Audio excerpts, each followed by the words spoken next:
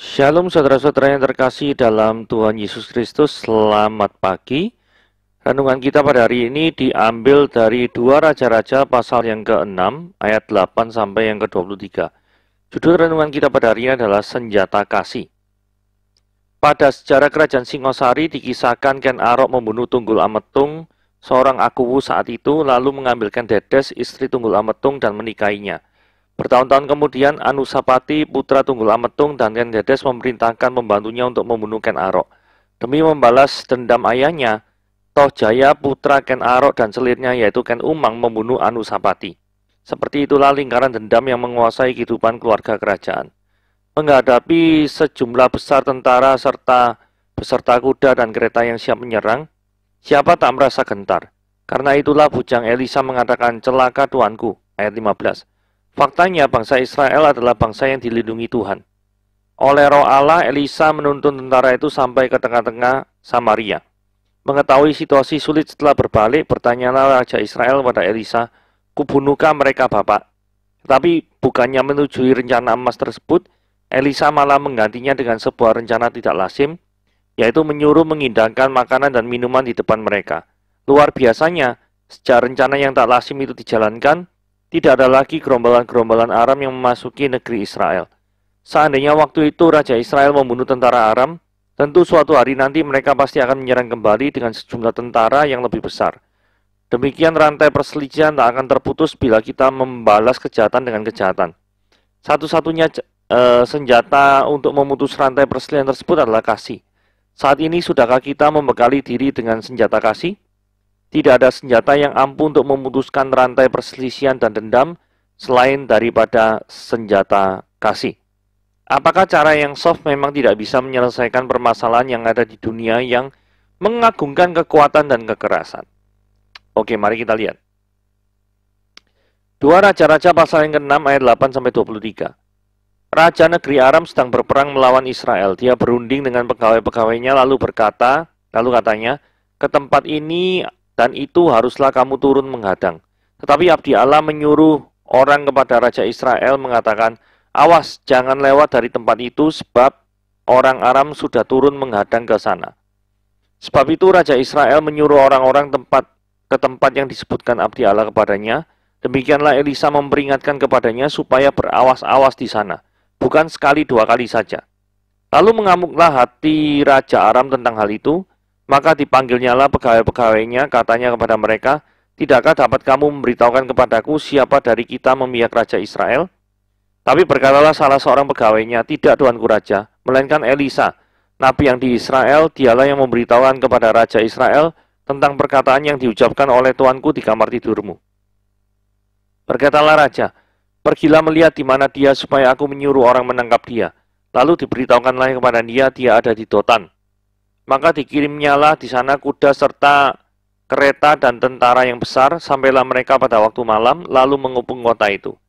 Ketika pelayan abdi Allah bangun pagi-pagi pergi ke luar, maka tampaklah suatu tentara dengan kuda dan kereta ada di sekeliling kota itu.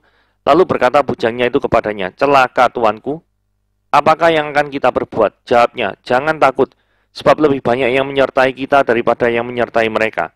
Lalu berdoalah Elisa, ya Tuhan, bukalah kiranya matanya, supaya dia melihat. Maka Tuhan membuka mata bujang itu, sehingga dia melihat, tampaklah gunung itu penuh dengan kuda dan kereta berapi sekeliling Elisa.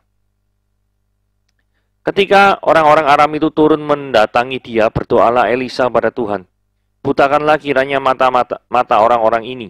Maka dibutakannya lah mata mereka sesuai dengan doa Elisa. Kemudian berkatalah Elisa kepada mereka, bukan ini jalannya, bukan ini kotanya, ikutlah aku. Maka aku akan mengantarkan kamu pada orang yang kamu cari. Lalu diantarkannya mereka ke Samaria.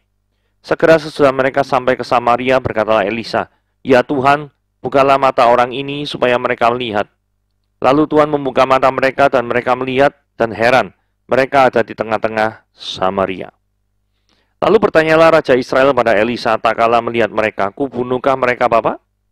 Tapi jawabnya, jangan, biasakah kau bunuh yang kau tawan dengan pedangmu dan dengan panahmu? Tetapi hidangkanlah makanan dan minuman di depan mereka, supaya mereka makan dan minum lalu pulang kepada tuan mereka. Disediakannya lah bagi mereka jamuan yang besar, maka makan dan minumlah mereka. Setelah itu dibiarkannya lah mereka pulang pada Tuhan mereka. Sejak itu tidak ada lagi gerombolan-gerombolan Aram memasuki negeri Israel. Saudara, ayat 8 ya. Ayat 8 ini mengatakan Raja Aram ini sedang berperang melawan Israel.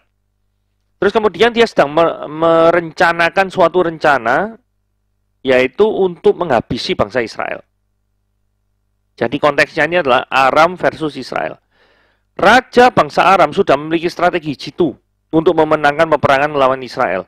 Raja Aram nyusun rencananya detail, melibatkan pegawai-pegawainya.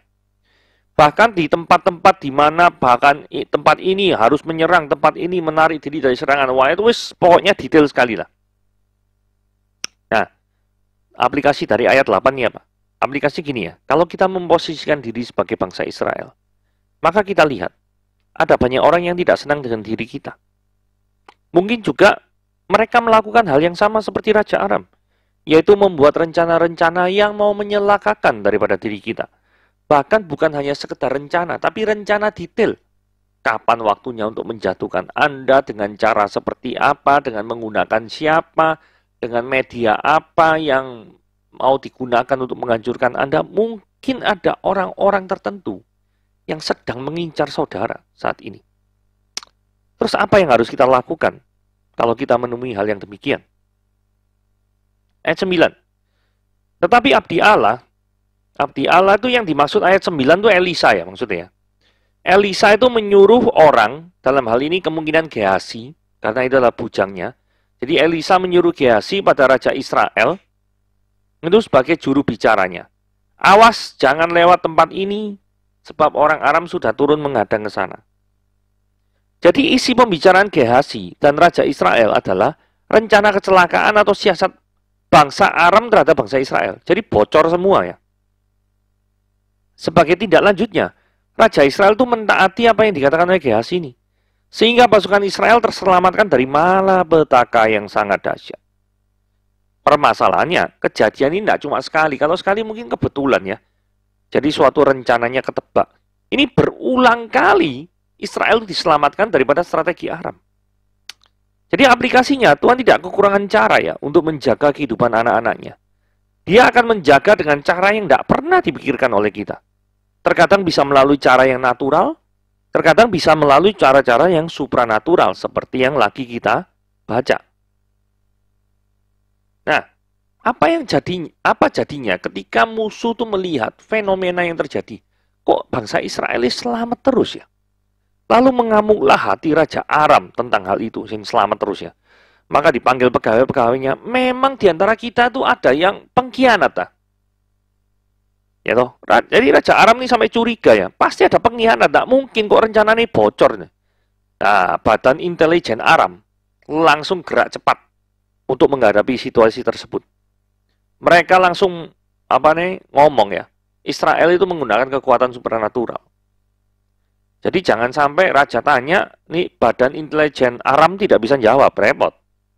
Badan intelijen Aram ini tetap kerja mencari informasi, tapi mereka tidak bisa lakukan apa-apa karena tidak menemukan cara untuk menghalangi Elisa berbicara pada raja kan. Caranya gimana kan bingung.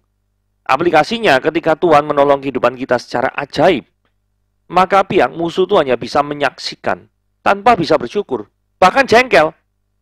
Karena apa? Pertolongan Tuhan itu merugikan kehidupan mereka. Tetapi sebagai pihak yang ditolong Tuhan, maka seharusnya kita memiliki hati yang berlimpah-limpah syukur. Karena apa? Karena tanpa kekuatan atau campur tangan daripada Tuhan, maka kita pasti akan hancur. Oleh karena kebaikan Tuhanlah, kita tetap bisa bertahan sampai sekarang ini. Mari kita lihat ayat 13-14. Apa yang Raja Aram lakukan? Ya toh? Raja Aram ngomong, pergi lihat dia. Di mana dia?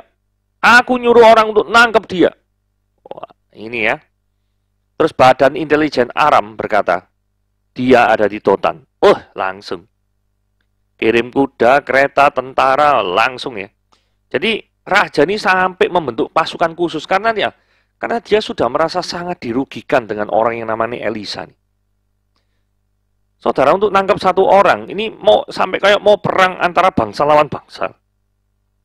Ya toh? Nah, permasalahannya adalah kebalikan. Info ini tidak sampai ke badan intelijen Israel. Ya toh? Karena tidak ada satupun yang memperingatkan info ini ke Elisa. Mungkin badan intelijen Aram saat itu ya lebih canggih daripada Israel. Bukti badan intelijen Aram ini ya, sampai bisa tahu semua info-infonya. Ya. Nah, badan intelijen Israel tidak sempat memberitahukan atau mungkin tidak tahu ada rencana khusus daripada pasukan Raja Aram ini untuk mendatangi ke Dotan. Bahkan digambarkan ya, pasukan khusus ini sampai bisa mengepung kota Dotan. Ayat 14 itu, yang terakhir kita baca. Sampailah mereka pada waktu malam, oh ini seru ya, memang diperhitungkan dengan matang-matang. Kalau sampai pagi hari, wah langsung menimbulkan kehebohan. Sampai malam hari, karena Thomas Alva Edison belum hidup saat itu, jadi tidak ada lampu, ya kan? Maka gelap sekali, maka tidak ada seorang pun yang tahu. Ya toh? Jadi langsung mereka bisa ngepung kota itu secara diam-diam. Nah ini ayat 15.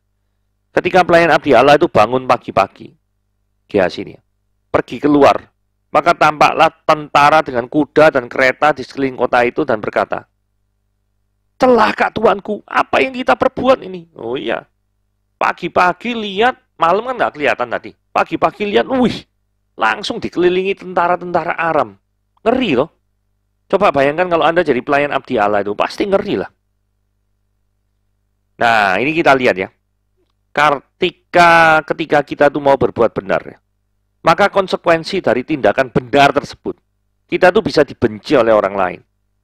Bahkan bukan bisa, pasti dibenci sama orang yang terkena dampak daripada tindakan kita. Bisa menimbulkan amarah pihak lain. Bahkan posisi kita pun bisa terancam disingkirkan oleh pihak lain karena mereka tidak suka akan kebenaran. Tetapi di tengah ancaman itu Tuhan tidak tinggal diam. Sekalipun terkadang pertolongannya itu tidak kasat mata. Dalam hal ini Elisa itu hanya Elisa yang bisa lihat, sedangkan bujangnya tidak bisa melihat. Ya toh? Jadi jangan pernah kita berpikir bahwa Tuhan itu diam saja. Terkadang pertolongannya itu tidak kasat mata. Tidak kasat mata bukan berarti tidak ada pertolongan. Terus kemudian ayat 17, Elisa berdoa, ya Tuhan, bukalah kiranya matanya supaya dia dapat melihat. Maka Tuhan membuka mata bujang itu sehingga dia melihat gunung itu penuh dengan kuda dan kereta berapi sekeliling Elisa. Jadi, melihat pertolongan Tuhan dalam kehidupan kita itu membutuhkan relasi yang khusus dengan Tuhan, sama seperti Elisa yang memiliki relasi dengan Tuhan. Tidak sembarang orang itu bisa menikmati atau bisa melihat penyertaan Tuhan di dalam hidupnya. Butuh kepekaan khusus menurut saya ya. Pertolongan supranatural Allah pada Elisa. Ketika orang-orang Aram itu turun mendatangi dia, berdoalah Elisa kepada Tuhan. Nah ini mau seperti apa nih? Butalah kira-kira mata orang-orang ini. Ternyata yang tadi dilihat Elisa tuh bukan pengen head to head untuk membinasakan orang Aram. Tidak seperti itu ya. Ternyata cara yang Tuhan gunakan ini cara yang berbeda. Elisa tidak meminta Tuhan membinasakan dari orang Aram ini, tetapi malah untuk sementara waktu minta dibutakan. Tujuan dari mata dibutakan supaya mereduksi kekuatan mereka untuk melakukan kekerasan terhadap Elisa. Benar, karena kalau misalkan Anda sudah buta semua, maka tidak bisa melakukan serangan yang berarti kepada orang-orang yang tidak buta, bukan? You know? Sehingga mereka bahkan bertemu dengan Elisa sendiri, tapi mungkin mereka tidak tahu itu adalah Elisa. Sehingga Elisa ngomong, bukan ini jalannya, bukan ini kotanya. Ikut aku akan mengantarkan kamu kepada orang yang kamu cari itu. Padahal orang yang ada dicari, ada di depan matanya sendiri. Gitu ya. Nah, diantar kemana? Diantar ke Samaria, ibu kota Israel Utara. Nah, kenapa kok diantar ke Samaria? Supaya ketika mereka itu datang ke sana, mereka tuh menyadari kekuatan mereka yang mereka bangga-banggakan tuh tidak ada artinya jika dibandingkan dengan kekuatan Samaria. Kan ini special force, pasukan khusus. Pasukan khusus walaupun ini dikatakan jumlah tentara yang besar, tidak mungkin dipersiapkan untuk mengepung suatu bangsa. Ini mengepung suatu kota. Berarti jumlah pasukannya kalau dibandingkan sama yang ada di ibu kota Samaria, ya pasti kalah lah. Nah, ketika mereka mengalami hal yang demikian, mereka heran ya. Karena ketika Elisa bilang, ya Tuhan bukalah mata orang-orang ini, tiba-tiba kan melihat ya. Loh, kok ada di Samaria? Bayangkan kalau Anda jadi pasukan Aram. Pasti perasaannya ketakutan timbul dalam hati, bukan? Karena rencana pergi ke Dotan. Mungkin sudah diteliti ya. Dotan itu tidak ada benteng pertahanan, tidak ada orang yang hebat untuk berperang, kayak gitu-gitu.